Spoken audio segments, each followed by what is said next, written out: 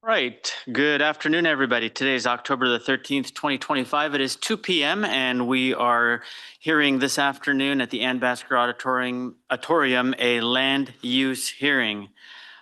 This hearing will be conducted in accordance with Josephine County Code Chapter 19.31, which in regards to public hearings, and a copy is available from the staff.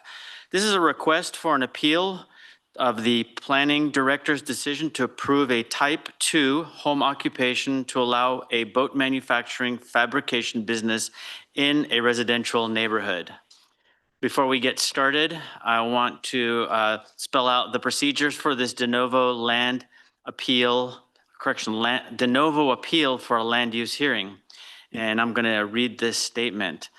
This meeting of the Josephine County Board of Commissioners will be conducted according to the Josephine County Land Use Hearing Rules found in Chapter 19.31 in the Josephine County Code and Section 197.763 of the Oregon Revised Statutes, which govern the conduct of all public hearings. A summary of the rules is as follows.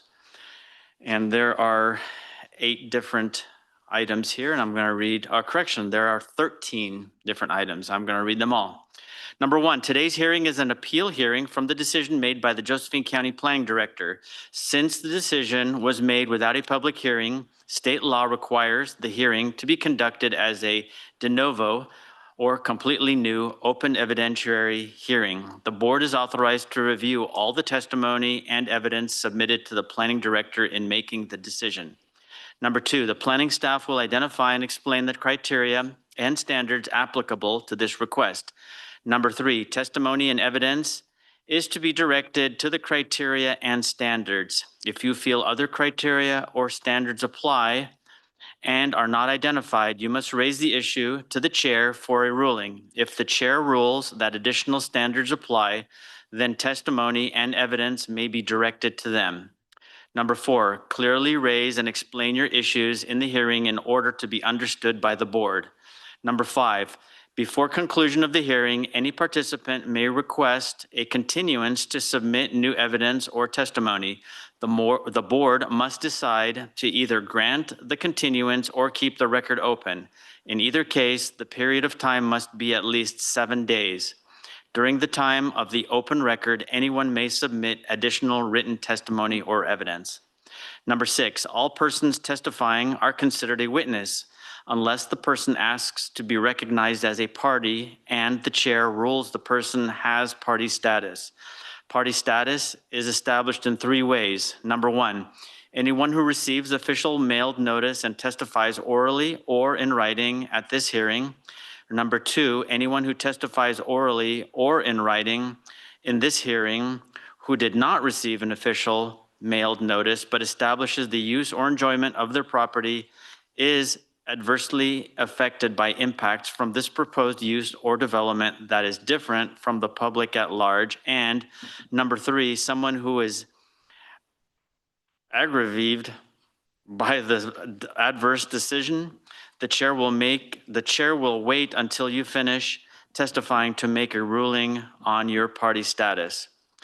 Number 7, participants are obligated to know and follow the rules and procedures. The planning staff present has a copy of the rules. Number 8, this first item on the agenda is as follows. This is a request for appeal for the planning director's decision to approve a type 2 home occupation to allow boat manufacturing fabrication business in a residential neighborhood. Number 9,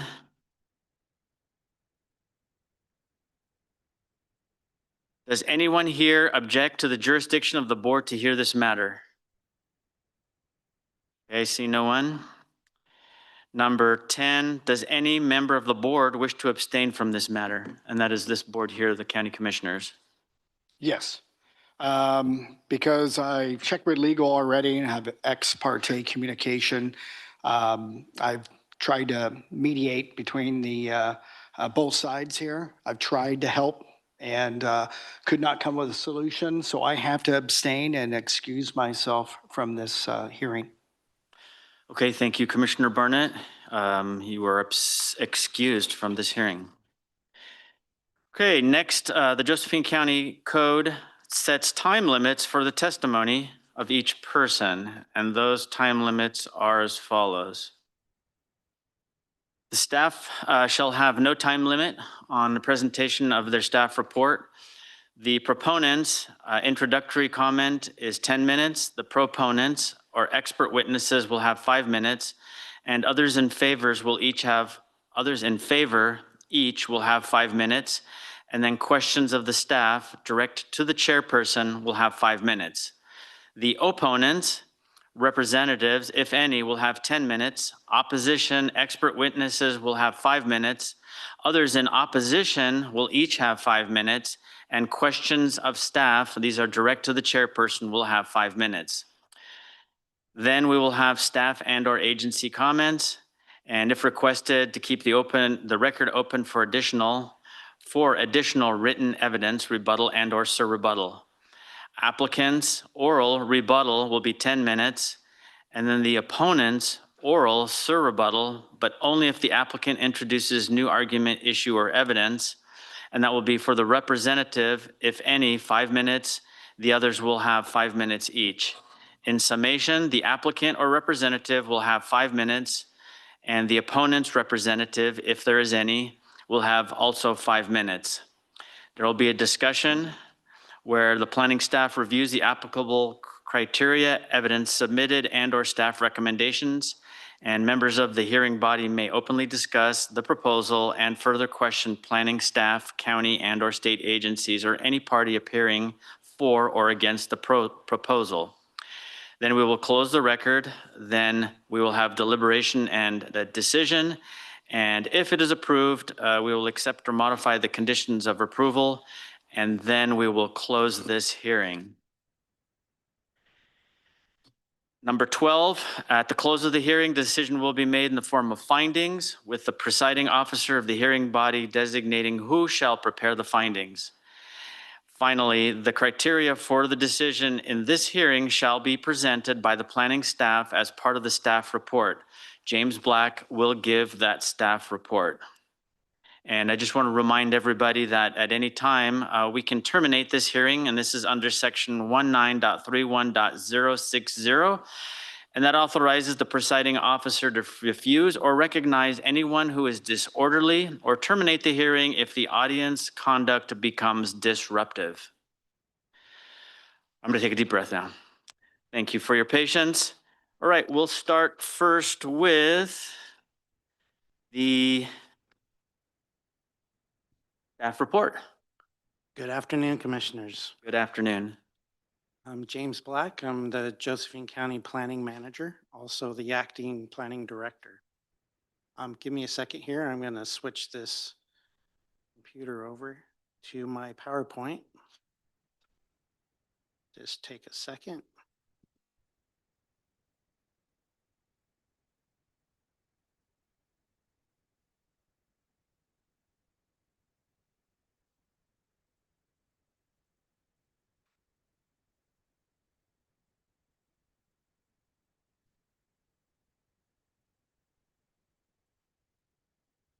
Okay, we're in business. So today I'm going to go over the staff report. I'm going to mostly focus on the standards and criteria as per code. I'll introduce both parties, and then I have some maps to kind of show us where we're at, what we're talking about. And then we'll get into some questions if the board has any. So general information here, we have 2 parties. We have the appellants. We have Grant and Andy McCarty at 160 Devon Drive over here with us today. And then we have Douglas Williams. He is the owner and the original applicant for this, and he is sitting over here today. The appellants object to the planning director's decision to approve a boat fabrication business under a type 3 home occupation. The appellant's application is attached as Exhibit A in your staff report. So it's a type 2. Type 2. Did I say? I think you said 3. Okay, let's go 2. All right, We want a type 2 application. Thank you. Legal on the property, this is the map number 360533BA, tax lot 203. We are located at 176 Devon Drive, Grants Pass, Oregon, 97527. The zoning of the property is rural residential. The 150-day time limit for this appeal is October 18th, which is this next coming Friday. A little tight on the schedule, but we managed to get it in here, start that process. A little appeal background. A home occupation application for this business was submitted by Douglas Williams on April 21st, 2025. The business includes welding, dismantling, assembly, restoration, and sales of aluminum boats and trailers. The business is located inside a 3,500 square foot shop on the subject property. Josephine County Code allows type 2 home occupations in rural residential zones under chapter 19.92. The application is subject to standards listed under section 1942-050A, site plan review, under permit procedures for a type 2 home occupation. The planning director's decision dated July 24th, 2025 approved the home occupation request with conditions based on the application meeting certain standards listed under section 1942-05A and chapter 1992. Grant and Andy McCarty filed an appeal of the planning director's decision on August 11th, 2025, objecting to the decision of approval and conditions. The property is located in southeast Grants Pass. We're across the river, down Rogue River Highway. Off Clover Lawn, we'll find Frankham Drive or Frankham Road. Off Frankham Road, you'll find a cul-de-sac, Devon Drive. And then here, this slide, you can see that most of the properties in this area, that light blue color is a rural residential zone. So we're definitely talking about a residential area for this business. I did provide an aerial photo of the property in your handouts, kind of give you an idea. The slide is, the property in red is outlined. That is the subject property. You got the house out front. Directly behind the house is the shop in question where the business is located. The Board of County Commissioners must determine if the application complies with standards listed below to allow a type 2 home occupation. Given this hearing is de novo or new, the board now has the task to decide if the application meets these standards. The board may agree, disagree, or alter the findings as needed after receiving testimony today. The board may change, add, or delete any conditions listed in the decision if the application is approved. If the application is denied, the board must make clear findings as such. After review of the appeal application, staff find several points to be contested, to be considered today. There may be more as we hear testimony, but these are the ones that stood out the most. The location of septic drain fields in relation to the parking areas and driveways, welding outdoors and storage of hazardous materials, noise from equipment such as generator and compressors, drainage issues, the hours of operation are in question. And is this home occupation, is there potential conflict with the CC&Rs on that property?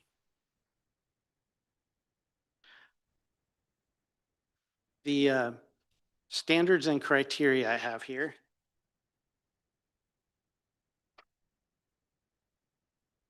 So there are several parts in the code that we must look at. This is a type 2 home occupation requiring that this application comply with section 42050A of the RLDC standards for site plan review. And these standards are as follows. Does the development standards contained in this code and all other applicable plans, rules, resolutions, ordinances, codes, and tech manuals and policies of the county and state federal governments does this project comply with those? Does this project comply with the Josephine County Roadway and TMP, also known as Traffic Management Plan, including the official street map? And does this project comply with any standards for construction or required infrastructure or public facilities? And does it comply with the access standards under section 11.030?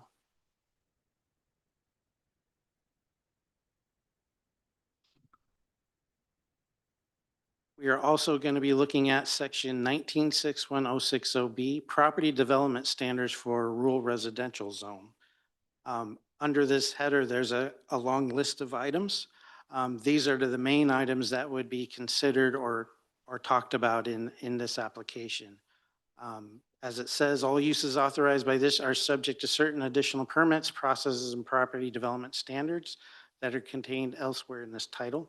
The property development standards that apply to this proposal are, we're looking at setbacks, access and transportation, building size, accessory heights, setbacks, and yard dimensions, fences, walls, and screens, if there's any screening or fences involved. And number 13, we have parking standards for a business on site.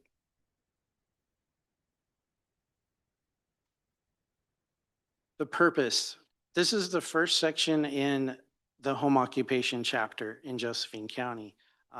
It's really important, and that's why it's here. It is the purpose of this chapter to encourage citizens of the county to use their homes to engage in small-scale business ventures. Home occupations are regulated to ensure that they do not alter the residential character of a neighborhood, nor infringe upon the rights of nearby residents to the peaceful enjoyment of their neighborhood, nor be subjected to negative effects on property values by business activities on nearby parcels. A home occupation permit does not run with the land and may not be assumed by a new owner or resident.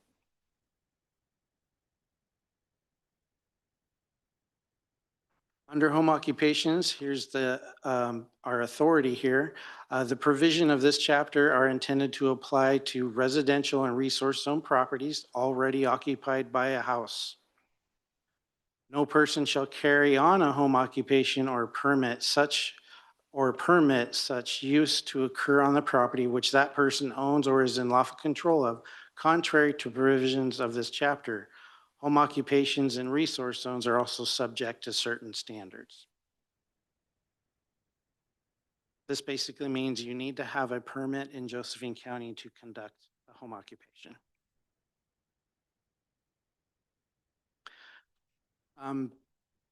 The next section in home occupations, we're going to talk about a few definitions. This in particular. A home occupation means a business in conjunction with a residential use, which results in financial remuneration from a product or service and is conducted at least one resident occupying the dwelling on the subject property. Home occupations are clearly incidental and accessory to the residential use. All home occupations shall be conducted in accordance with the following general criteria.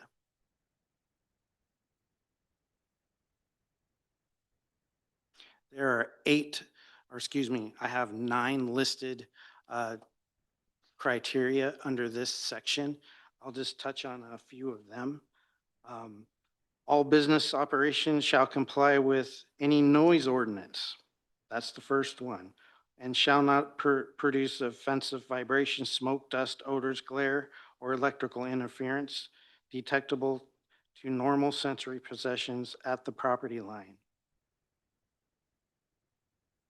Home occupations, you can't allow a new structure to be constructed for the use of the business unless it's something that typically is normal use of a residential property, as a shop building, as a garage, as a shed.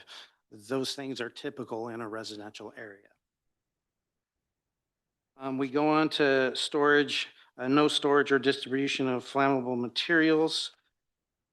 It's obvious thing. All parking and signage must be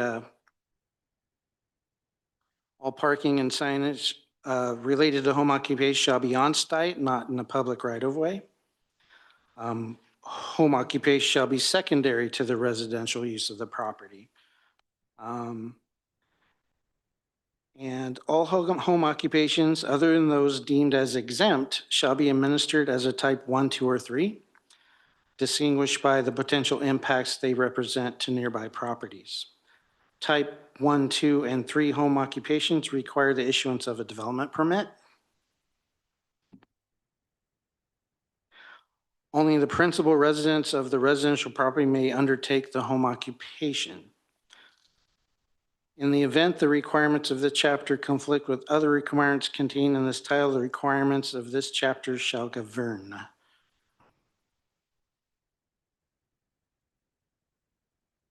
Type 2 home occupations. We have exempt home occs, type 1, type 2, and type 3 home occupations. This business is being reviewed as a type 2. The homeowner, or excuse me, the applicant in this case reviewed what a type 2 home occupation is, determined that his business can operate within the confines of a type 2 home occupation. Here, type 2 home occupations require the applicant to review prior to the issuance of permit and shall be conducted in conformance with the following additional standards. You can have only up to 4 non-residential employees. You have to have adequate on-site parking to accommodate the residents of the house, including your employees and business vehicles. You're allowed to have 1 exterior sign. Customers are on a drop-in basis, including small groups of customers or classes. Commercial pickup and deliveries, other than your standard postal and package services, are limited to 2 per day. Under a type 2 occupation, we have up to 4 business vehicles permitted on the property. Incidental sales associated with the permitted home occ are allowed. Storage of materials on site to be screened by view by neighboring properties, assuming storage outdoors. Outdoor activities must be screened from view. Large equipment, commercial vehicles may be parked only if screened from the view of neighboring properties or garaged. Hours of operation as allowed by conditions of approval. And 12 talks about this site plan review standards only. I touched on that at the beginning of this presentation.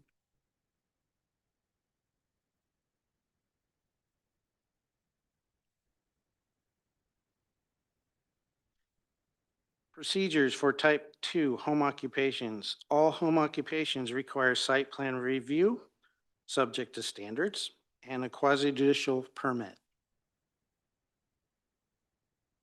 The application shall be identify the type and use of the address and conditions contained in this chapter. Review will require public notice. The planning office will conduct a site visit as part of the review, or photos have been used in the past. The planning director may apply conditions of approval to a type 2 home occupation to ensure compliance with the requirements of this chapter. Number 6, a development permit shall be issued as the final authorization of an approved type 2 home occupation. That is a quick rundown of the criteria that we're looking at today. In my staff report, staff provided comments under each one of these categories to kind of help this board navigate as we move through this hearing. And if there's any questions at this point, I'll gladly help answer them. Hold my questions till later, thank you. Yes. I have a question in regards to the calendar of this decision. So this is a de novo hearing, and this board is required to make a decision by October the 18th. Yes. There's a statute, an ORS 215-427. what it says is Josephine County has 150 days to make a decision on an application from when it was deemed complete, including all appeals. So the planning director on our side, staff, we used a lot of that time, probably at least 60 days of it, to do a decision. Then an appeal was filed, and then we scheduled the appeal. The statute has that limit of 150 days. If there is a need to extend this, for instance, if we need to do a continuance, I would probably confer with county legal who's in the room, and then we would have to ask a question of the applicant. The applicant has a bank of days. He has basically a 265 days, I believe is the number, that he can allow the county, but only he can allow the county to do so. That makes sense? So he has a bank of days. If the county wants to do a continuance, it's prudent, we have to ask the applicant if he would be okay with extending, using some of his bank days for 2 weeks, or extension of 2 weeks, 3 days, whatever. So that will keep us within the law on that statute, and I believe you agree with that. Yes, correct. So, Okay, thank you for that explanation. That's the only question I have. okay. Thank you, Mr. Black. Yes, in the order procedure, I know you have this sheet here, and it talks about people in opposition. Because it's an appeal, it's a little backwards. So the proponents in this case, or the applicant, is the applicant of the appeal. So, yeah, so your proponent is actually McCarty in this case. And the opponents, meaning they're opposing the appeal, would be the applicant. So, Okay, thank you for explaining that because I was thinking the other way around. yeah. In your staff report, on page 8, I kind of laid it out for you a little bit, I put the names of next to the individuals who would be speaking at those points in time. But this order of a procedure is a little deceiving. So I just wanted to make it, the proponent is McCarty in this case. The opponent is Williams. in this. Got it. Thank you. Welcome. We're good on the monitor? Okay. We're closing out my presentation a little bit so we can get back. Okay, if that's good for me. Ready to roll? Okay. Thank you, sir. All right, first up, we have the proponent's introductory comment. And as Mr. Black said, this is the McCarty party. So just to remind you, you'll have 10 minutes if you choose to use all 10 minutes. Thank you.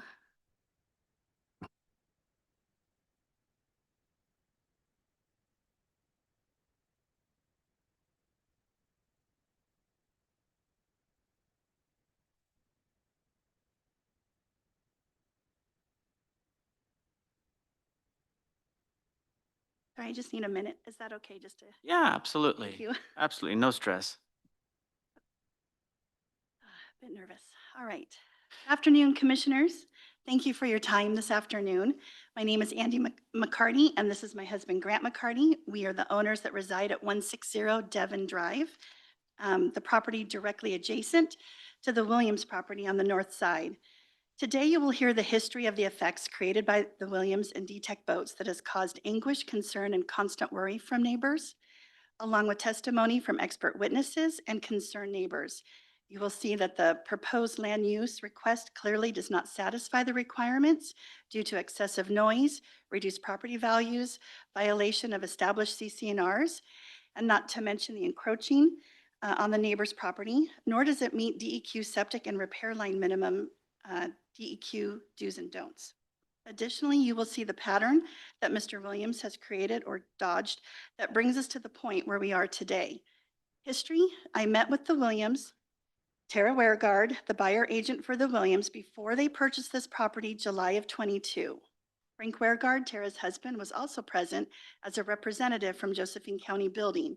I explained that our septic drain field and repair area are in fact on 1767 Drive. I also shared my concern that building a boat shop was not a great idea, that we were zoned for residential use. Timeline: Mr. Williams immediately began construction for his boat manufacturing business upon purchase of said property. Development permit dated 12/28/22 states no commercial activities allowed. The residential accessory permit dated January 12th of 23 says metal building, detached shop, valued as a garage. July 1 of 23, Mr. Williams and D-Tech Boats stated online that this was the boat shop in the backyard so he could rent it to himself and build boats all around the clock. Issues with the residential accessory permit: Frank Weregard was the only inspector that signed off on the boat manufacturing building, and even though the shop was in full operation with boats being built and work being performed, Frank did not inspect the slab footings or setbacks until May 22 of 23. No further inspections until March 7 of 24, when Frank inspected the framing and final building. The note said that no final approval until the fire safety plan was implemented, but there does not appear to be a fire safety plan on file.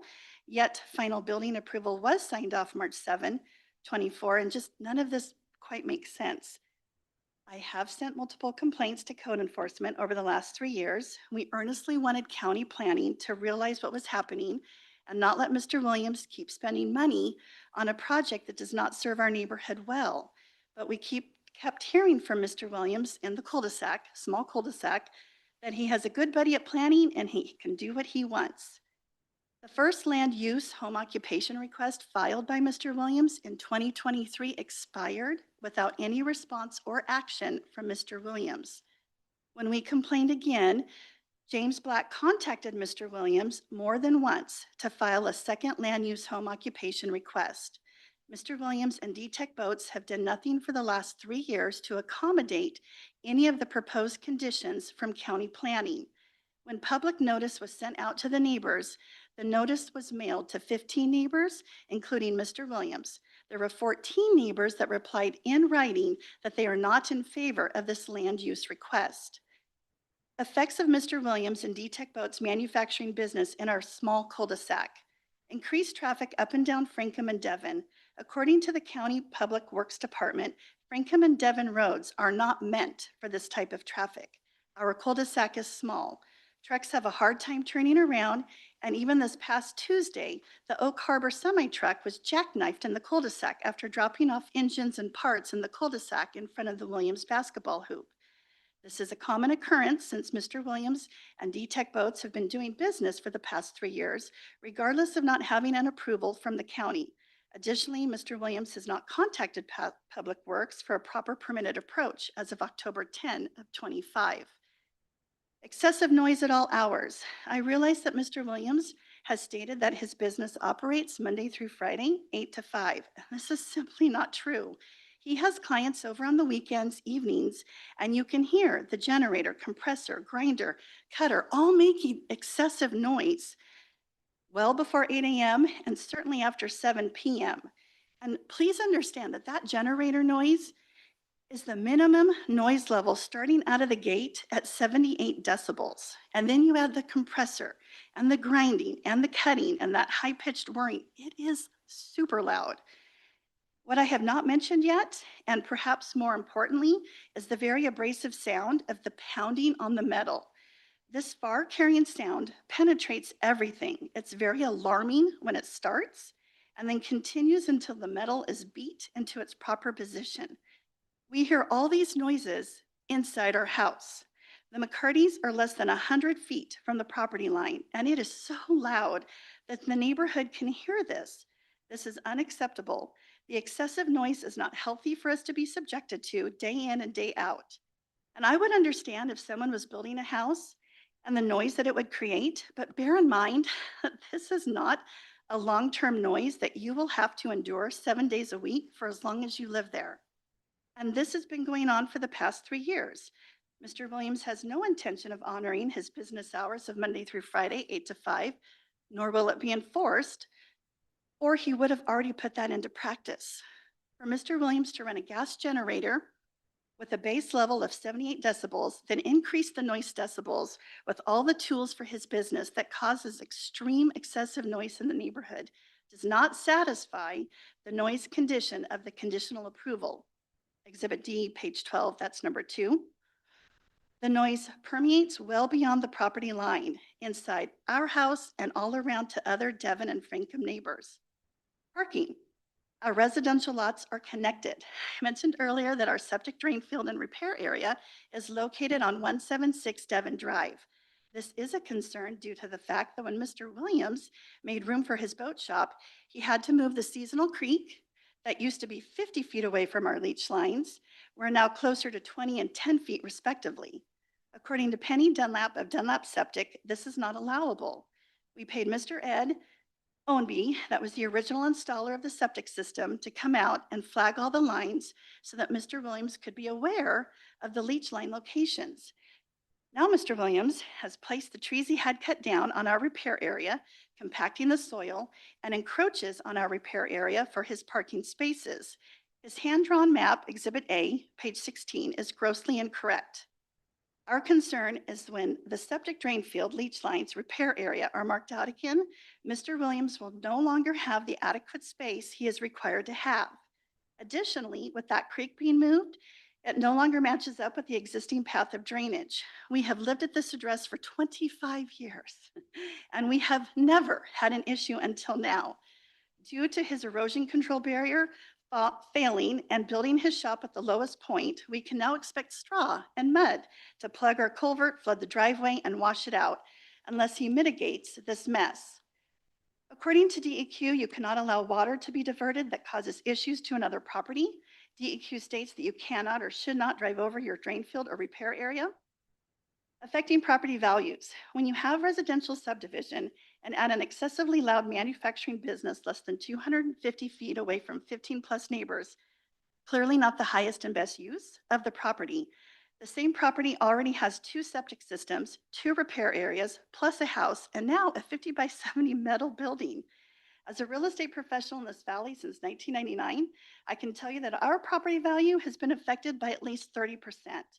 Even if you took 15 neighbors at a minimum loss of 10% at $50,000 each, that's a minimum of $750,000 that neighboring property owners would lose on their property value. And how is this allowable? We understand Josephine County Planning Department no longer has the resources to conduct online inspections.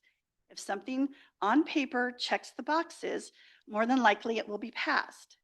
And you will see today how that process has been manipulated to appear acceptable on paper. Teddy Roosevelt said, "Justice consists not in being neutral between right and wrong, but in finding out the right and upholding it wherever found against the wrong." And we, as your constituents, are asking you to deny this land use home occupation request. Thank you. Okay, thank you for that. We'll continue on with the proponent's expert witnesses. Do you have any expert witnesses that you? Okay, they'll each be given 5 minutes to speak. Sure, let's have them come up one by one and introduce themselves and their credentials. Hello there. My name is Kendon Leet. I'm a real estate broker. I've been a real estate broker here in Grants Pass, Josephine County for 28 years. I just want to clarify a couple things. I don't have any material impact to myself or my family from what's going on here today. I've known Andy for most of that time that I've been involved in real estate. I know her family. I've been to her house many times.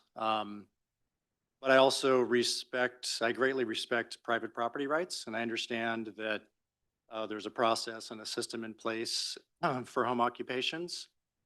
I'm actually a big fan of home occupations, but that's not the main reason that I'm here. The main reason I'm here was to speak to the potential impact of value. And in having listed or sold, I would say approximately 3,000 homes in the Josephine County area. I can professionally attest to those in this room that loud or visually impactful home occupations do have an impact on value, on real estate value. I'm taken back to a time of when the marijuana craze came to Josephine County as one of the primary examples. I would say that was more a visual and sensory impact, but almost everybody that we dealt with at that time, if they were looking at a property, would say, I do not want to live next to a grow. And this is when grows in particular were in residential areas. I would equate that similarly to the impact that a visual and audible home operation business would have in this circumstance. I live in Williams. I've been in Williams the last 28 years. We had a home occupation business out there called Howling Acres Wolf Sanctuary. And Howling Acres was great when you lived about 6 miles away from it and you could hear the wolves in the distance. But nobody on Davidson Road, where that property was, ever sold their property when Howling Acres was fully functioning because nobody wanted to live right next to this home occupation. So I understand that home occupations are a viable part of functioning with private property rights. It would be similar to a property that maybe fronts on I-5 or Redwood Highway or some other busy area versus one that is similar in all other aspects and does not. I can completely fully attest that that property that fronts on a busy road or has some other audible or sensory impact will have at least a 25, 35% impact of value versus the others that do not. So my purpose here today was just to validate that, yes, I've been to the McCarty's house. I've seen the shop. I've been over there, when I've brought kids for play dates and that kind of thing. And that, I have not heard the business running. I will say that to you honestly, but I can tell you just from what the McCarty's have said and from the visual impact that that would be a negative to their property values. Not sure if there's anything else that I can really say regarding that. Other than there are 3 things that sell real estate. Maybe you've heard this before, but it's location, location, location. And if the McCarty's came to me and asked me to market their property, I would tell them that the neighboring property owner having a functioning boat building business with the disruptions that they have referenced would be highly impactful. I would be honest with them in my assessment of their property, and I would tell them that would likely be the #1 opponent to them receiving an active buyer. There would be a large quantity of the population that would not want to live there, and out of those that were considering it, they would ask very in-depth questions about the ongoing impact. And I'm sure they would find something in the public record about this and largely shy away from it. Thank you very much. Thank you. And your second witness?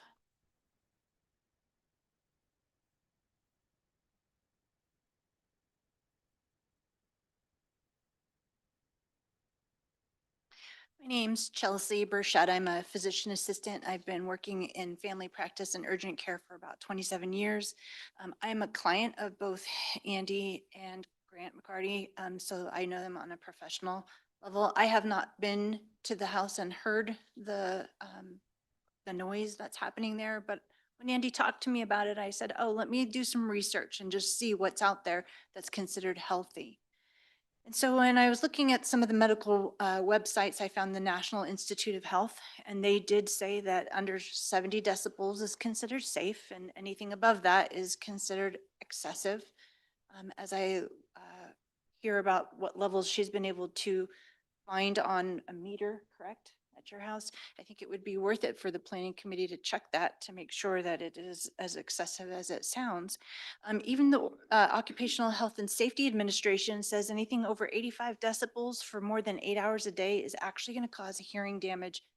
And then we have disabilities that will happen because of ongoing excessive hearing, or excuse me, excessive noise. So it's potential that the neighborhood could actually have hearing loss because of the excessive noise. So it's a little bit concerning to me that that would be to be allowed in a neighborhood where children and families are residing, that they could actually have hearing damage from this excessive exposure. And so that was just the point that I wanted to make, that it sounds like we might need to look into that more. Any questions for me? Thank you.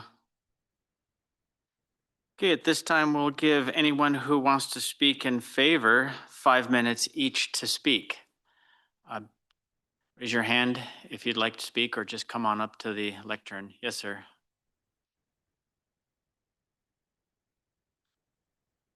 Commissioners, thank you for your time today. I am Grant McCarty and reside at 160 Devon Drive. I would ask that you do not approve 176 Devon Drive for use as a home-based business for the reasons to include violations of current CCNRs for the Hamilton Heights subdivision, protecting safety standards of the neighborhood, non-compliance with sections 19.92.030 and 19.92.060 criteria for home occupation. Last is the lack of enforcement by planning and building safety of their own home-based business conditions. Current CCNRs for Hamilton Heights subdivision state no loud excessive noise, smoke, dust, or debris which would disturb or distress any person or persons living in or around said property. The CCNR is intended to keep the neighborhood for residential use, which is the highest and best use. Protecting safety standards. 176 business creates more than regular traffic not suited to our residential area. Inadequately sized egress and ingress to property at 176 Devon has resulted in damage caused by 176 Devon business and customer traffic to other neighbors' properties, including fence damage, driveway marker damage, and mailbox damage. Excessive noise from the boat business takes place on weekends and times before and after said business hours. An example, on Sunday, September 7th, after 7 p.m., a dissatisfied customer showed up at the boat shop where the customer and owner of the boat shop got into a shouting match, threatening to take each other to court. Non-compliance with section 19.92.030 and 19.92060. Similar to Hamilton Heights CCNRs, 19.92030 section states, shall not produce vibration, smoke, dust, odors, heat, glare detectable to normal sensory perception at the property line. Excessive generator cycling, cutting, grinding, and hammering of metal and compressor noise can all be heard inside the house at 160 Devon Drive, which is well beyond the property line. Welding takes place with the roll-up doors open. Flashes from the welding can be seen and are unsafe to look at. This is accompanied by constant noise from the generator located outside nearest to 160 Devon Drive. And here's some pictures of the welding going on with the door open. Section 19.92.060A, Part 9 states outdoor activities on site to be screened. No solid fencing has been installed to screen harmful welding flashes from view. Part 13 states required on-site screening or inside storage of projects. The requirement also has not been met as stated for a boat-oriented business. Properties on all sides are within the view of the commercial activities that take place outside at 176 Devon. Enforcement. To date, there has been no enforcement of the mentioned requirements by Josephine County Building Safety to the 176 Devon home business. Frank Weregard, Josephine County Inspector and close friend of 176 Devon residents, has approved all building inspections for 176 commercial building. I feel Frank's involvement with 176 Devon property is a conflict of interest due to Frank's wife receiving payment as a buyer's agent after Frank arrived at 176 Devon to confirm the property would work for the boat business. See Oregon ORS 244.320. Commissioners, in closing, I ask that you do not approve the home-based business at 176 Devon due to the Hamilton Heights current CCNRs, safety concerns, in addition to non-compliance and non-enforcement of the home-based business requirements. Hamilton Heights should be a place with a sense of home, not commercial enterprise. Thank you. Thank you. Those were your only two speakers in favor, or did you have more? Okay, please have them come on up. They'll also be given 5 minutes each.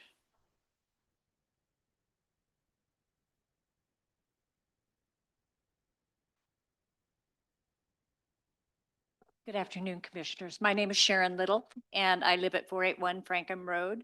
My back property line is right next to Grant and Andy's. And I am speaking today in protest of the operation of a fabrication business by Douglas Williams at 176 Devon Drive, which consists of welding, dismantling, assembly, restoration, and sales of aluminum boats and trailers at his place of residence. This neighborhood is zoned as a rural residential area and is not intended to be used to operate an industrial business like the boat fabrication business that Mr. Williams is currently operating. He has had a 3,500 square foot commercial building constructed to operate his business from. The structure blocks the view of his immediate neighbors, which is not conducive to maintaining the purpose of a residential area. Most of the surrounding neighbors are upset about the operation of a commercial business in this neighborhood. There are multiple problems created for neighbors which make it unfeasible to operate a business in this area. We live very close to Mr. Williams' property and are affected by a variety of issues raised previously with the Community Development Planning Division. First among these issues is the very loud noise made by the generator used to provide electricity to the fabrication business. When the generator is running, the noise can be heard for several blocks around 176 Devon Drive. It is very loud around our house, and the noise is bothersome and aggravating. In Exhibit C, which is Mr. Williams' letter to his neighbors, he states that the Trailblazer Miller 350 generator creates a noise level that would be comparable to that of a washing machine or a dishwasher, but this is simply not true. The noise is extremely loud and carries for a great distance through the neighborhood. When we're out watering our plants or working in the yard, we can hear the generator going, and we do not live right next door to Mr. Williams. We think that the noise level created by the generator is unacceptable and disturbs the peace and quiet that we have experienced for several decades living in this rural residential community. Another issue that we have to deal with is the after-hour uses of the generator. In Exhibit C, Mr. Williams states that the business only operates during the hours of 8 a.m. to 5 p.m., but neighbors around the business operations have heard the generator going in the evenings after 5 p.m. It is not clear that the business is operating within the strict guidelines for business hours. We have observed that traffic flow has increased since Mr. Williams constructed the 3,500 square foot commercial building and started his fabrication business. He claims that he has few customers coming to his house and place of business. Customer visits are infrequent, typically no more than once a month, he says in Exhibit C. It is unclear exactly how much of the increase in traffic flow is caused by his business, but it's not logical that a business can survive very long without a sufficient amount of customers to cover the cost of doing business and earn a profit also. And it is certain that customers coming to the 176 Devon Drive address will increase over the coming years as the fabrication business grows. The main road leading into the business is a one-lane in each direction country road. It will become riskier for residents and animals in the area as the business grows. There are no sidewalks and there are irrigation ditches along each side, so anyone, and quite frequently, we do walk along that road, a lot of us. There's nowhere for us to go if traffic is coming through at too fast a speed or too large. There is strong evidence that the value of our property will decrease if Mr. Williams' fabrication business is allowed to continue at the Devon Drive address. The noise from the generator will be sufficient to make it unlikely that anyone would want to buy our property, live next door to this business. In Exhibit C, Mr. Williams states that he is attempting to run underground wires to provide electricity for the shop, but he has not received easement approval from his neighbors to run the power lines underground through their property. It's not clear that Mr. Williams will ever receive such consent from either neighbors because he has thoroughly annoyed and aggravated these neighbors with his lack of regard for their privacy or safety. It appears certain that if the business is allowed to continue, the generator will be the source of electricity to run operations. In summary, we strongly object to the Community Development Director's decision to allow a land use permit to be issued to Mr. Williams. The business is loud and customers are coming to the place of business and traffic will increase over time as the business grows. We strongly object to the operation of this business, which will probably decrease the value of our property. The appellant of the appeal, Grant and Andy McCarty, have had real estate experts and appraisers indicate that the value of their property has decreased significantly because of the location of Mr. Williams' business. This neighborhood has been a very quiet and serene rural residential area for over 50 years. It's a family home for us. My mother bought it way back when, just after these were built. Thank you. Thank you. Anyone else?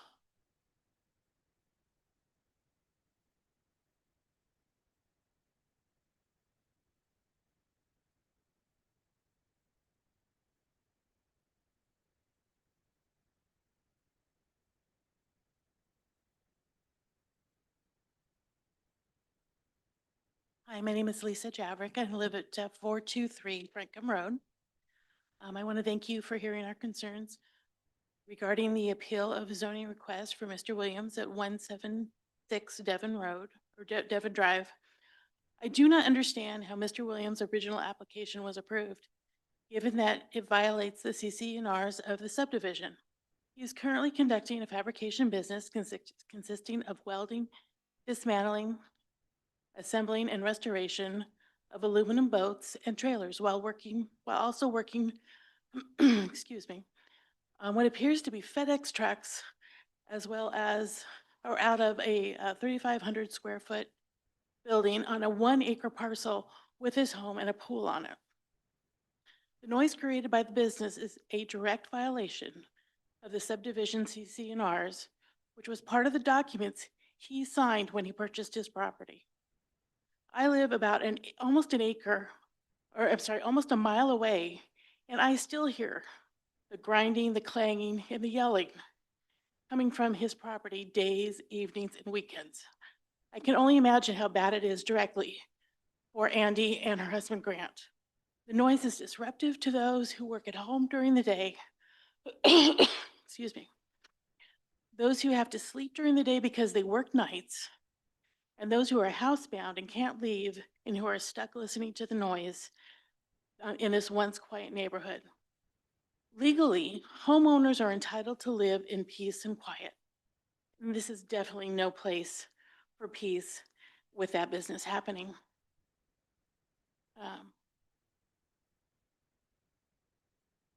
I hear that Mr. Williams is stating that he needs this zoning request due to hardship. Well, this hardship is of his own making. What about the financial hardship that he is causing his neighbors if this zoning request is approved? With the approval, local property values will be lowered. And how is that right or fair to the neighbors who didn't ask for this? And the hardship of the neighbors losing the peace we are legally entitled to. This neighborhood needs to stay a residential community it was originally designed to be, the way the homeowners knew it to be when they purchased their property. Thank you. Thank you. And for the record, could you give me your address again? What street? Okay, thank you. Anyone else like to speak in support? Come on up.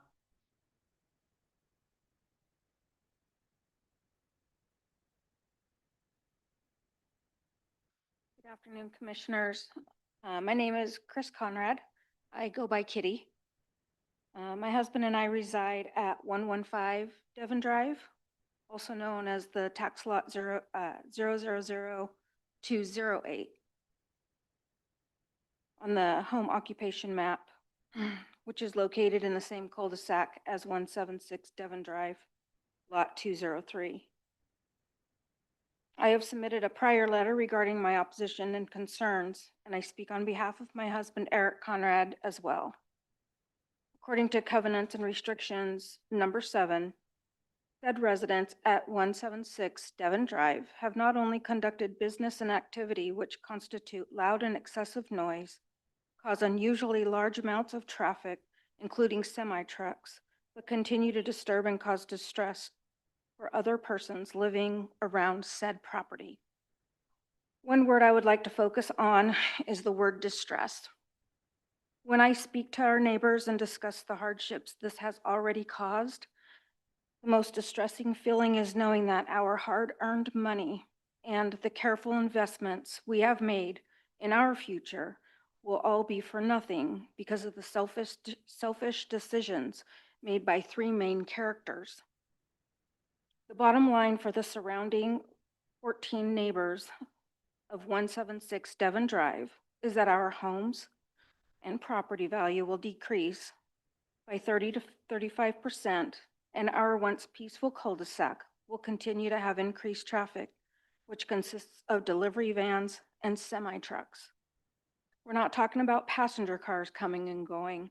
We're talking about large diesel-driven commercial vehicles with minimal access at the end of our cul-de-sac.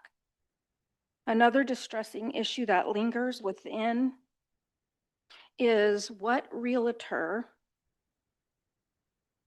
in their right mind would suggest a rural residential cul-de-sac for a boat manufacturing business. The actions of this realtor, Tara Rearguard, needs to be reviewed further. I would also like to ask why this realtor was backed by someone in the planning and/or building division, correct me if I'm wrong, and given the go-ahead to start the project with said resident at 176 Devon Drive. I would like further review of the actions taken by the planning department and/or the building safety person known as Frank Rearguard. And I apologize if I misrepresented his title associated with this case. How many other neighborhoods have been affected in this way? And if not stopped, how many more will this happen to? I question the final gain of said realtor and planning building inspector. Will this end with a their loss, our gain mentality? And in closing, for the record, neither myself nor my husband know any of you personally or professionally. And we are asking that you please make the right decision on behalf of the at least 14 residents that would be negatively affected by the proposed boat manufacturing business in our once quaint neighborhood. Thank you for your patience and your time. Thank you. Thank you. Anyone else?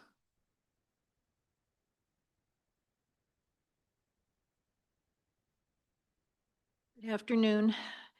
My name is Gwen Bindolino, and I live at 381 Frankham Road, and I've been living there for over 40 years.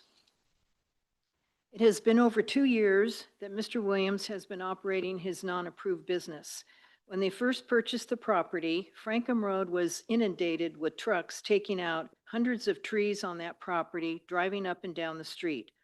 At one time, I counted 13 trucks throughout the day, bringing in gravel, dirt, and who knows what else.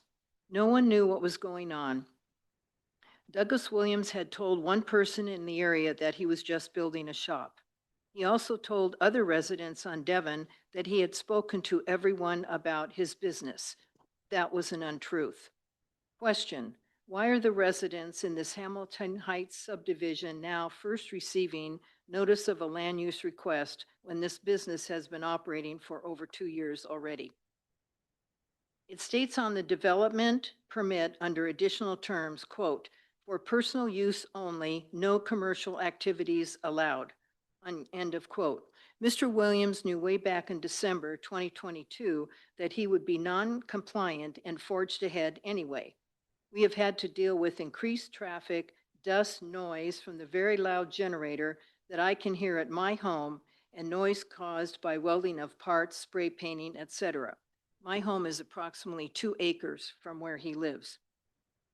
The loud generator is an understatement. I can no longer enjoy my patios and outdoor space because I have to listen to that generator. He operates this generator at all hours, even in the evening at times and on the weekends. He told another untruth that his hours are 8 to 5 Monday through Friday. Mr. Williams is not only working on aluminum boats and trailers, he also does repair work for FedEx trucks. I have been living in my home since 1985. I walk every day and Devon is on my route up the street.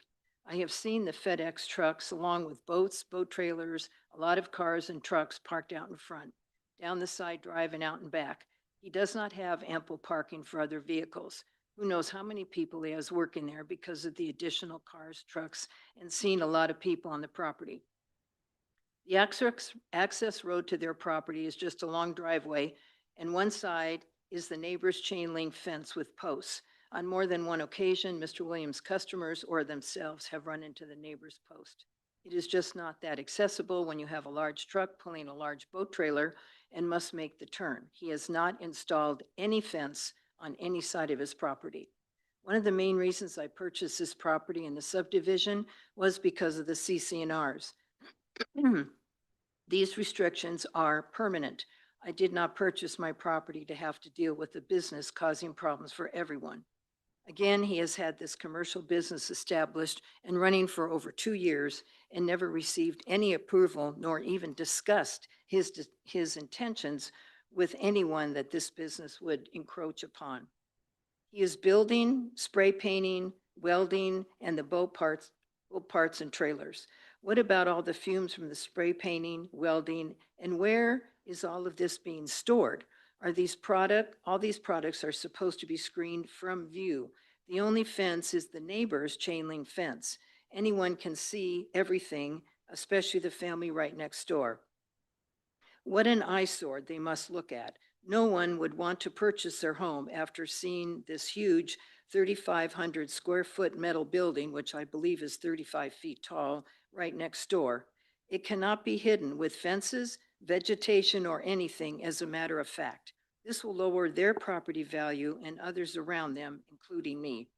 The speed limit on Frankham Road is 25 miles per hour. The residents are familiar with the Williams cars and the cars that come from their property that continue to exceed the posted speed limit. This is dangerous. Any questions? That's it. It's not a back and forth. This is just for you to Okay. testify. Thank you very much. Yes, thank you. Would anyone else like to speak? Okay, please join us up here at the lectern.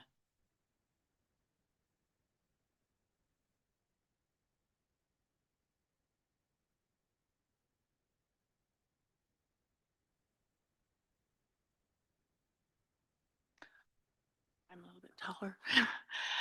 My name is Linda Tedson, and I'm at 177 Devon Drive.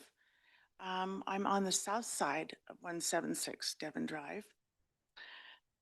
And to start out, I'll have to say I do not agree with a commercial metal fabrication business to be in my residential area.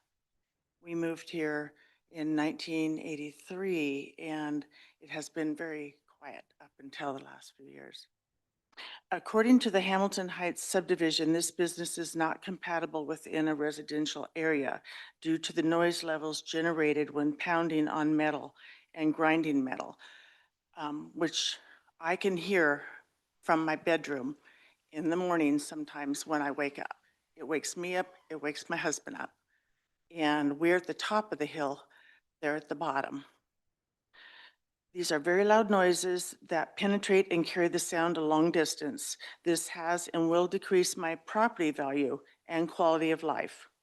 The covenants in the Land Development Code 19.92.030 should protect this property from this happening. We did not receive a letter from Josephine County at the time that the building project was started. We had no idea what was going on.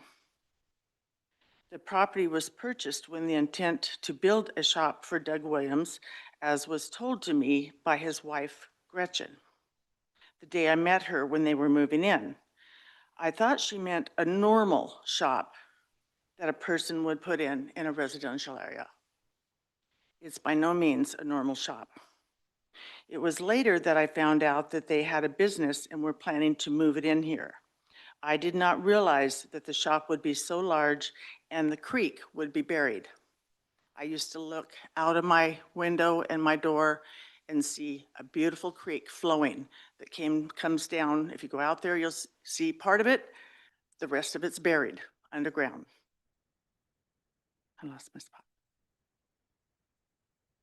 we should have received a letter from Josephine County prior to the building construction beginning. We did not. I just seen trees being taken out and dirt and rock and had no idea what was going on. I recently retired, planning on my home increasing in value, not decreasing. Locating a manufacturing business next door to my property will decrease my property value immensely. This is not acceptable. We are not an industrial park. This whole process has been performed incorrectly from the beginning and has caused issues for everyone in the neighborhood.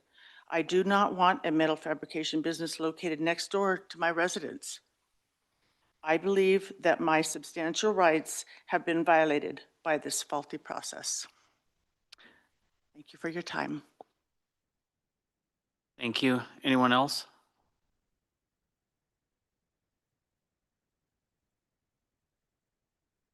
Gentlemen. My name is Mike Tetson, my wife Linda. I live at 177 Drive for the last 42 years in what used to be Peace and Quiet. We are on the south side, directly adjacent. The McCartys are on one side, we're on the other. Our properties are immensely impacted by this. You heard a timeline from others. I had a similar conversation with Doug prior to building his shop. I expressed concern to him that, hey, letters need to go out.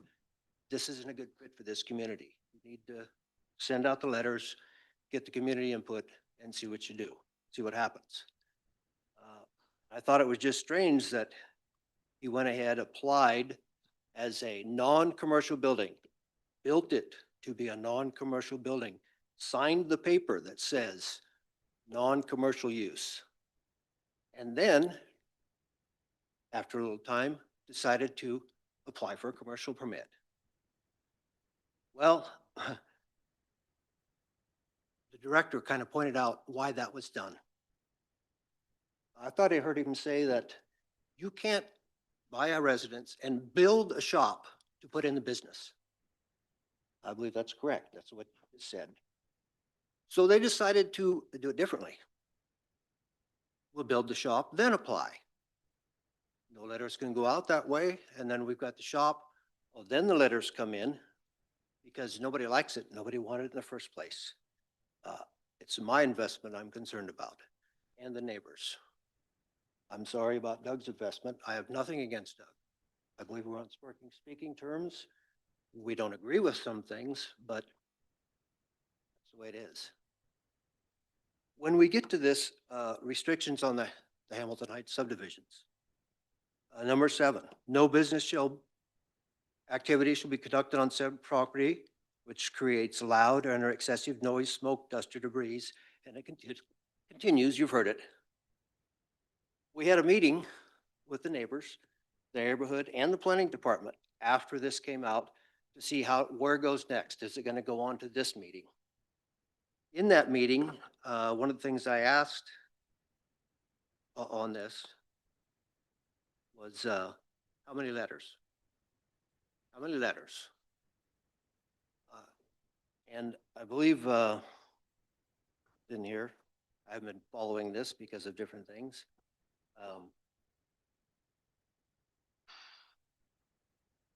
On the CNRs, I talked to James Black about that, and he said, we don't look at those. And I went, that seems odd. They talk about the noise. Well, fortunately, Land Development Code 19.92.030, General Definition and Criteria for Home Operations, number 1. It's been said by many people already.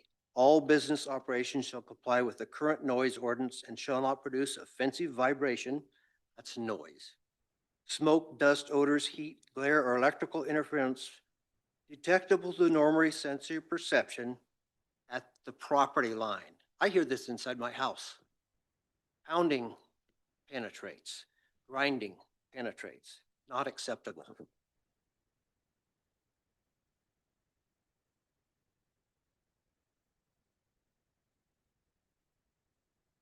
So that criteria is it's not looked at.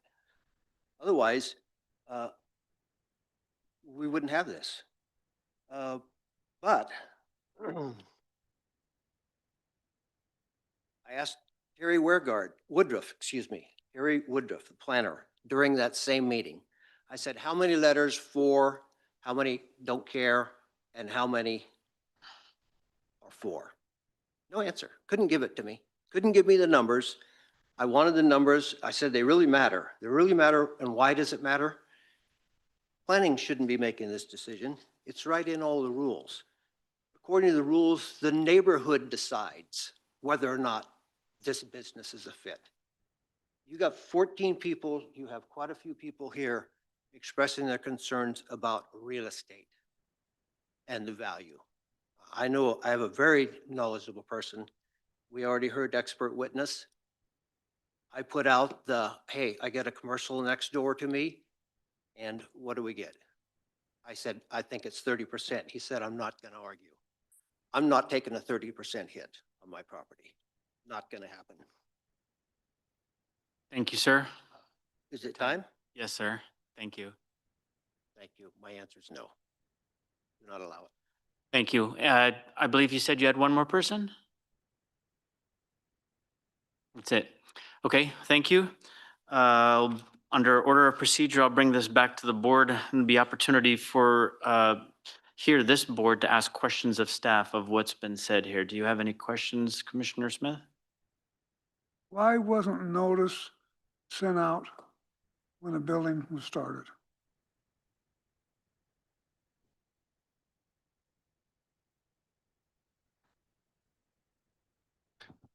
James Black, planning manager. So the question was, why wasn't notice sent out for the construction, just to be clear, construction of the shop building? When you have a land use like that, that has a potential to affect your neighbors, generally the neighbors are advised that that's coming. Even when you're gonna build, I lived over on Pinecrest, and when there was a neighbor wanted to build a house, all of us in the neighborhood got noticed. So when a person comes in for to build a shop for residential purposes, that's not required to get noticed. We don't notice that. This is how that application came in. It came in as a development permit application. We see shop buildings getting built all the time across the county. This is something that we do ministerially, and that's in our code. Development permits are reviewed that way. No notice is required for that. So it came out, it was permitted for a non-commercial use, correct? Correct. My understanding, there is a copy of the permit in the record, and it does say for personal use only. That's how it came to us. When did it get changed? So here's the question, and that is, now you got the structure there that was approved, and it was based on a residential permit. If a person comes in now wants to start a business in that structure, ideally, that would be the next step. Then you would come in and say, I have a building, I want to have a business placed inside of it, whether it's my attached garage or my living room or something else. That's when we start looking at it more as a commercial use at that point in time. And when Mr. Williams submitted his home occupation, that's when we started looking at that building more as a commercial use, that point in time. And was that at that time, would the neighbors noticed? Yes, the home occupation type 2 requires notice. That is correct. And our notice area is 250 feet from the property. That is our standard. That's in our code, and that's what we have to follow. Thank you. Questions? Yeah, I have a couple of questions. I'm not sure if you can answer this or if we have Mr. Pike here. The cul-de-sac that serves these, I believe there's 4 houses? 2, 3, 4, 5? 5. Who owns that road? Is that a county road? Is it paved? All the way to the circle at the end? Okay. Does anybody know where the power comes in from? Does it? All right, sir, where does the power come in from? Is it off of?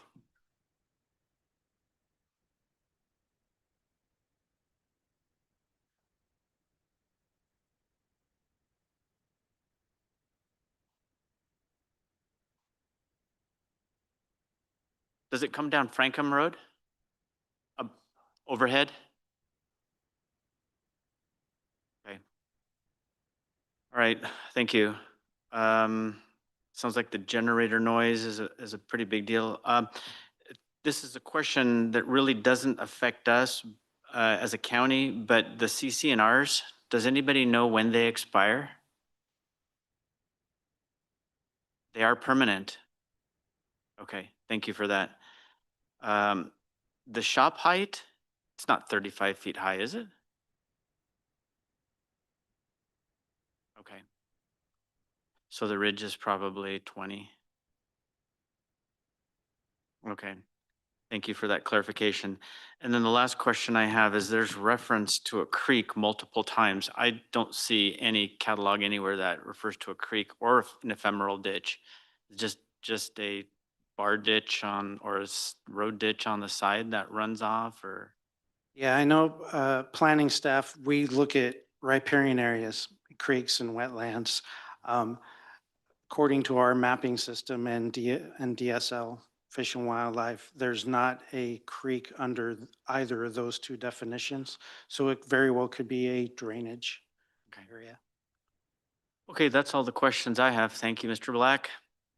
We'll move on now to the opponent's opportunity to speak, and this would be Mr. Williams, and you'll be given 10 minutes.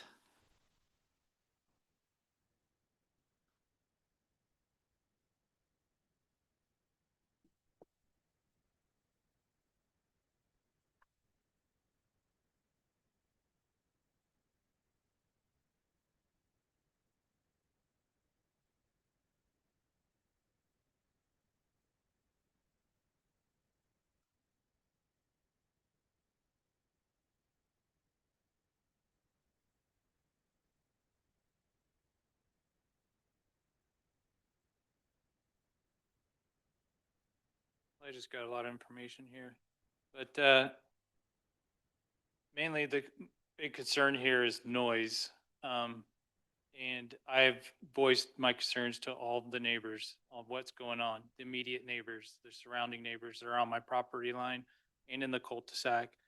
I told them what was going on, and I don't need to tell them I'm gonna have a boat business there.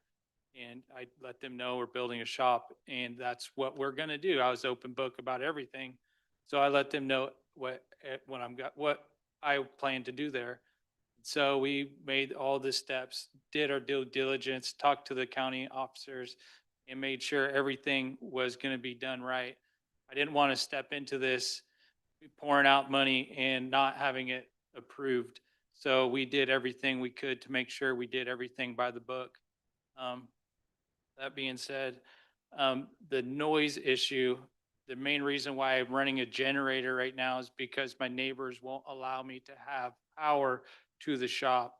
I've asked them several times, had several conversations with Mike and Tedson about getting power, and that's where our powers comes from.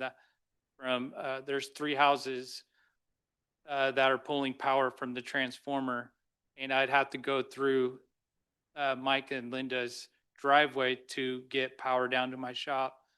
And it's several times he's won't allow me to have that easement to have power. And same with Grant and Andy. They won't allow me to have power because this Buzzbach is on right on the other side of their driveway. And to this day, the noise is the #1 issue. And they are like adult bullying me over this issue. And I've been trying to be upfront about everything, and they won't allow me to have power to the shop, which will mitigate all the sound that is apparently the biggest issue here. I got 4 kids, and they're the only kids in the cul-de-sac besides the other neighbor that Grant and Andy are next to. And pretty much there's only another set of kids that live there. And if the sound was a serious health issue, I would be the one that's mostly concerned about their issues. I'm using a welder generator that produces a maximum of 73 decibels. at its highest peak. And I got documentation of that right here. And the same with the working excessive hours. I had an employee beginning of the year, and I have it all documented. We don't start before 8, and we do not work well past 5 o'clock. I got 4 kids, and they're all in sports. And I am driving around everywhere, picking them up at 3 o'clock and connecting the dots to make sure that we live a healthy lifestyle. But at the same time, I know they have concerns as well. And I've listed all the concerns that I would mitigate on their behalf and make sure that we do everything right. But like I said, I have got pictures and documentations of everything. We're not encroaching on their land at all. Their fence line is on 0 lot, so it's partially mine as well. If I damage it, I'm gonna fix it. And the septic tank in their backyard is clearly marked on where ours is, and my road does not even touch it, infringes on it or anything. It goes along the fence line back to the shop. And I made sure, and I had Mr. Roto-Rooter come out and snake Grand Andy's leach field to make sure that I was not going to infringe on their easement and their drainage, and made sure. And I even had Grant come over, and he was there at the time to look at the leach field as we were snaking it and figuring out how far we need to go, and have that bumper period too of how far. I think it's 20 feet past that, wherever their leach field ended, to make sure that we built accordingly to the book. And we got all this is all documented on here as well. Even with the erosion issue, everything we did by the book. I had a really good contractor doing all the work for me. Scott Ward is a really great contractor, been in this industry for a really long time. And he was the guy that helped build everything in my backyard. We mitigated everything the best we could, and we even have documentation to prove every bit of it. And to say the least, with the big neighbors, I mean, they run a business in their house too. It's a plumbing business. And I have documentations of their delivery drivers parking. I got pictures right here to prove it, that they're the ones like parking in my driveway, not allowing me to get out of my driveway. Of course, all deliveries happen, and they're only like 5, not even 10 minutes there, right? So it is what it is. I don't complain about it, but at this point, I got to present to you guys that I'm not the only one that gets deliveries from a commercial use or a business. And it goes on. And same with the drainage issue that they have going on and that major flooding. Of course, they documented it, and they tried to put that major March 16th flood all on me, which is not irrelevant. They didn't have the adequate drainage to accommodate the water runoff, so therefore it flooded their back driveway. And that could be easily mitigated due to maintenance on their half. And I got documentation for the generator that I use for the maximum RPMs and the minimum RPM ratings. And another thing is the people that are affected by this are a 250 feet radius around the shop. A lot of these people that are up here tried to write in something that is irrelevant to what they're saying, because they're not even within the radius. And with the generator running at 73 maximum RPMs, 73 decibels at max RPM, it does not travel a mile. I consider myself a professional, and I'm not pounding and making all kinds of ruckus with the noise in the shop. I'm a welder fabricator, and I love what I do. And that's the main reason why we built the shop in the backyard, is so I could be there for the kids and help out the wife as much as she can, 'cause she has a full-time job too. So we could actually all live together and grow together and not be a nuisance to everybody, to anybody really. And,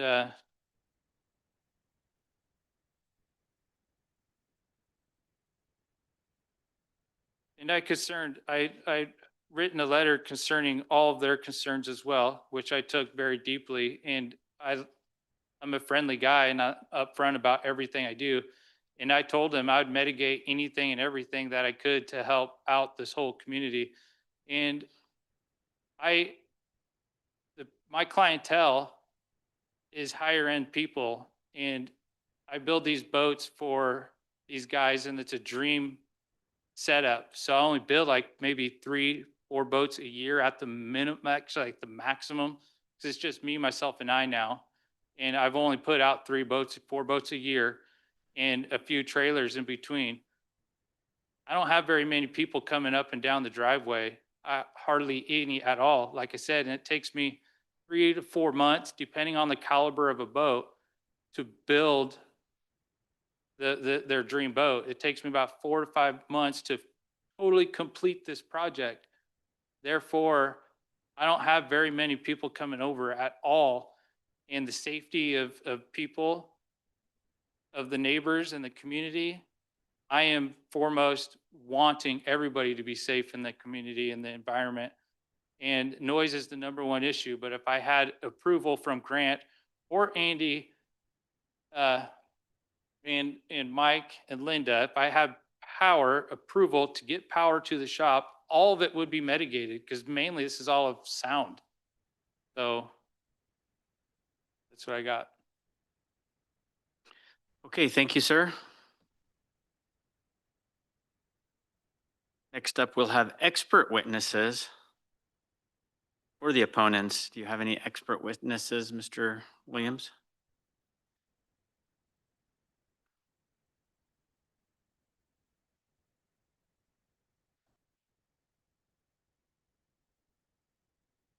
Okay, so this is others in opposition.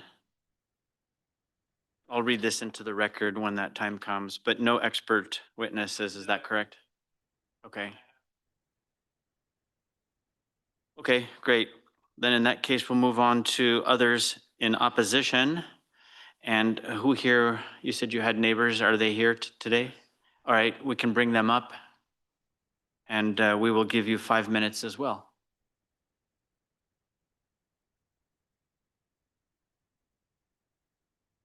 Board of County Commissioners and neighbors. My name is Amanda Holguin. I've lived at 173 Devon Drive with my husband, Michael, since June of 2020. Our home is approximately 150 feet from Doug's shop. I was first made aware of this neighborhood dispute last week by both Andy while at a local coffee shop and by Doug, who visited us on Thursday and requested we read through his 3-ring binder of neighborhood complaints and join him today in this hearing. We have not received any prior notice nor had prior knowledge of any issue because we had not owned the private mailbox listed in the county documents since June of 2020. We receive mail only at our home address and nothing has been mailed there to date. Therefore, I have had limited time to prepare my statement, so I did bring copies with me today. After thoroughly reading the entire binder of complaints brought against Doug and the mitigations Doug has made to date, I requested to visit his property this morning before the hearing, before appearing before you today, and to verify the facts and make my own observations. It appears that Doug has complied with all applicable county regulations to date. My summations are as follows. This boils down to an extreme version of bullying by grown adults in our neighborhood subdivision against one singular neighbor who's attempting to just raise a family and live the American dream. This binder is a collection of completely over-exaggerated complaints. The creek is a natural drainage from the mountain, and most of it runs through our property entirely. It's not a creek by county or DEQ or Fish and Wildlife standards, as we've inquired previously about this for other reasons. These complaints state that they have remodeled their home from the frame up, which is untrue. It was remodeled by the previous owners, Courtney and Derek Beagley. Prior to that, it was a vacant, dilapidated, rat-infested property. Prior to that, it was a drug house that at one point had a SWAT raid. I hardly believe that Doug's improvements to the land are worse than what existed prior to this, and that anyone on our street would welcome these prior conditions back. Additional claims state that values have declined, but I have proof of the opposite. Our home value has increased 40% since our purchase date in 2020, according to a recent appraisal. Another neighbor complains that our subdivision is at great risk for walking because of the traffic the boat shop brings, but this just cannot all be pointed at Doug. Frankham Road services many cul-de-sacs and homes along it and all the way through Brook Lane. We walk our dogs regularly and see these continuous property improvements by other neighbors and county roadway improvements that have occurred in the last few years. Not every truck that travels Frankham is solely because of the boat shop, nor should be blamed for it. I have worked a hybrid schedule of 2 to 3 days from home and 2 to 3 days at the office since February of 2022, with my office space being in the frontmost room of our house facing the cul-de-sac. I have full visibility of the street and the front of Doug's house. I have never once been disrupted by any amount of noise produced at the boat shop or during the shop's construction since Doug and Gretchen moved in. On nice days, I hold work meetings outside on my porch, and I've only been disrupted by neighbor dogs barking. The power transformer is located on our driveway and property, and we have no issue with PP&L accessing our land to provide underground power.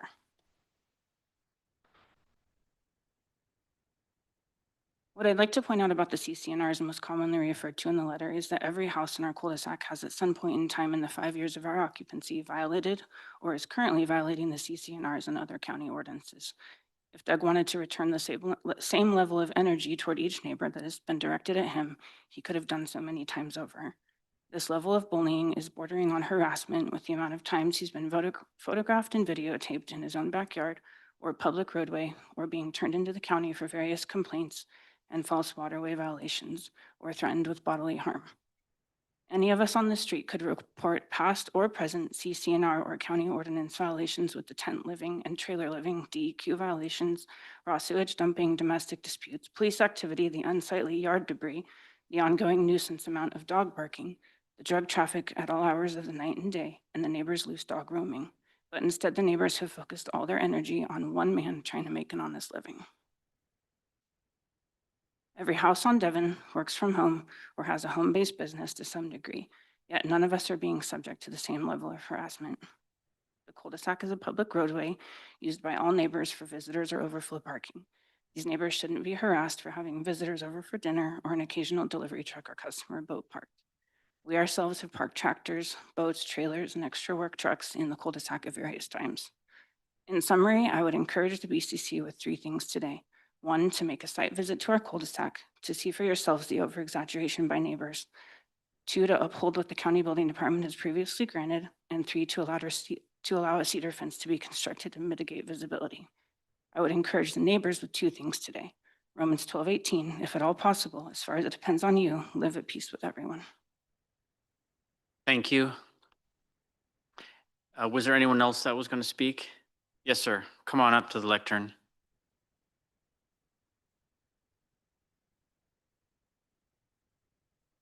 Good afternoon. Unfortunate we have to be here like this. Your name and where you live.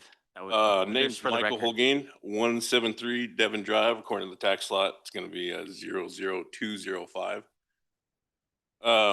Like I was saying, apologize for not saying my name. It's unfortunate we have to be here today like this and to see the beginnings of a neighborhood starting to be divided. I'd like to thank you for my time to speak to y'all.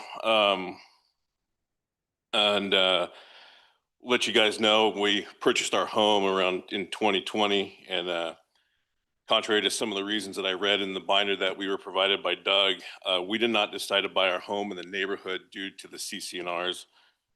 We chose the location of our home because it was a nice area and the price was right. Excuse me. I can say since we've lived in Devon, each one of us, to include myself and my wife, have violated those CCNRs. None of us here are perfect, and there's issues that have happened within our neighborhood. But in my experience, it's usually dealt with a conversation and a common goal to figure out how we can move past that, and then we've moved on. In my experience living at our home at 173 Devon Drive, I've yet to run into any major issues with Doug or Gretchen in their boat business. I could stand here today and think about some examples like what was said today, and I could perhaps exaggerate those examples and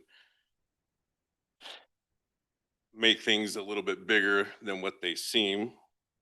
However, my experience, everything that I have read and heard so far does not apply to me personally or my wife. I've not encountered an increase in traffic, loud noises, smells, or sights that are displeasing. I haven't heard loud generators operating at all hours. And furthermore, I haven't not heard or noticed any significant reduction in our home value. Our home value continues to rise based on the realtors that we use and we talk to. And perhaps I'm not using the right home real estate agents or home seeking the right information because our home value is doing pretty good. We're happy with where we're at. In addition, when I drive into Devon coming into our home, I don't notice his shop until I hit my driveway. Shop seems to be of normal size, like anybody would build in our county. Current concerns are basically hypothetical scenarios. My concern right now is what if Doug isn't allowed to use his home and his shop the way he wants? He doesn't get his business approved. And I'm concerned of what would happen to that land if Doug moved away. Like my wife said, previous homeowners or previous land use is, there was a marijuana grow there. I know if I personally had bought the house with that shop there, I'd probably be using it for personal business and not maintaining hours of 8 to 5 and making noise in a nice shop like that. I'm here to speak on Doug's behalf and his character. He's a good man. He's talked with me. He's talked with my wife. I believe if I had an issue with Doug, he would do what he could to mitigate those issues and provide some type of answer or come to an agreement. In closing, Doug and Gretchen have great values, morals, and integrity. Their home business isn't extremely dramatic or toxic as like what I've heard today. And I'm in favor of Doug's business.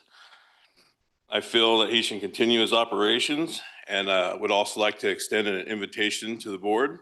Have you guys come on out. I'd love to walk you around. Free to come up on our property.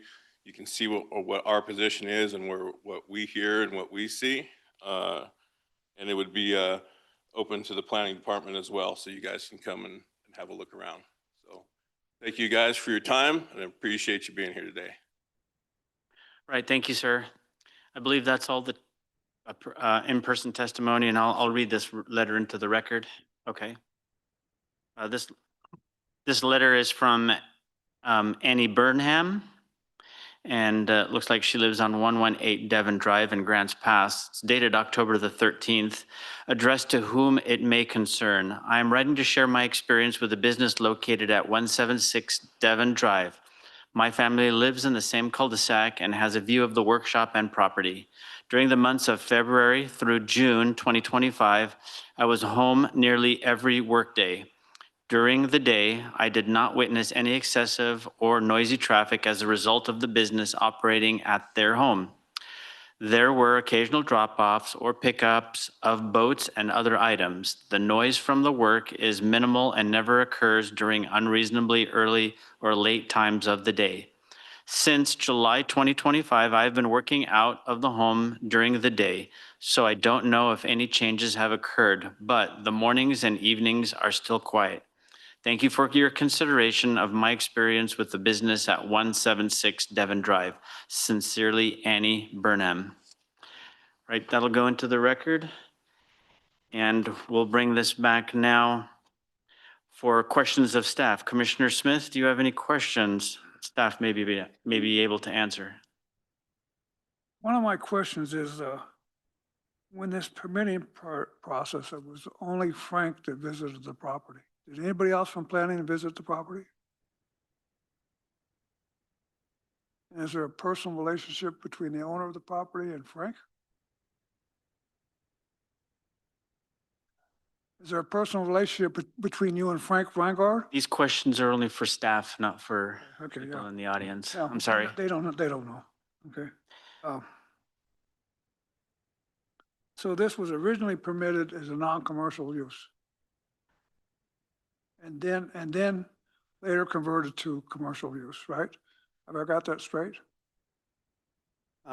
Partially, the shop building, Shop building. the building itself, that was for a personal use garage.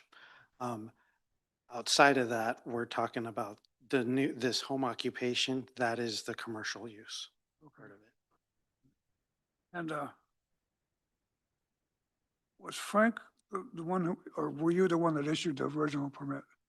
I issued, well, my staff issued the development permit to begin the building process for the shop itself. From there, the development permit goes to the building department, then the building department, Mr. Williams acquired building permits, and they go through the inspections process with them. Thank you.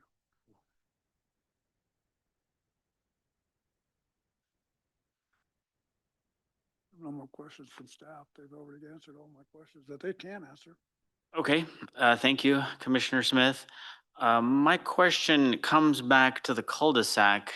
That road is the county's. And I'm not too clear on where PPNL has a transformer. I'm guessing this is single-phase power that the applicant is wanting probably 200 amps or so. That part I can't, excuse me, my name is Richard Pike with Josephine County Public Works. I can't speak to where the power lines are. Would the county be open to granting an easement? It sounds like to me like a lot of the problem here is noise, the generator noise. That's what I'm hearing also, yes. Is the county open to granting an easement? Most of the power company, their lines that are underground are in the right of way already. So extending them further down the right of way and then up onto the subject property would be fine with Public Works. Now, there are occasions where these lines are on private property where the Pacific Power would have easements across their property. If that is the case, then my assumption is they could backtrack it back to the right of way over and up to their property. They could work with Pacific Power to get that done. I'm not sure why that would be an issue. Okay, so it looks I like don't- it could be doable if there was a path. Correct. Okay, okay. That's all that I have. Thank you. You're welcome. Next is staff and or agency comments. So staff, do you have any more comments that you'd like to respond to? Nothing? Nothing? Okay, great. Now is the time where if required, we can keep the record open for an additional time for written evidence to be submitted. Commissioner Smith, do you see any reason that we might want to keep the record open? I personally would like to take a trip to the property and see the layout of the property. I think that's important. This is outside of what we typically do, right? Because this could be construed as ex parte communication should this. Correct. It would need to be probably put through his department to kind of create another notice, kind of go through the same procedures we're doing for this meeting to have a meeting there. Technically, the public could appear for that, but obviously it would be the same population we have here. But we'd have to go through some necessary steps to allow that. Okay, thank you for that. Then the next question would be, we would not be able to meet the October 18th deadline if we would do that or would want to do that. Mr. Williams, is that something that you would be open to giving up some of your time in the timeline of this? Okay.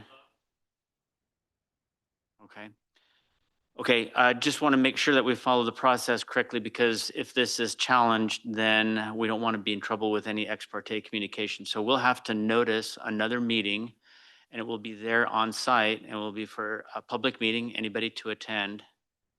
Then if that's the case, then correct me if I'm wrong, Mr. Black, but then we would leave the record open and we would recess this meeting until after that meeting? Is that how that would go?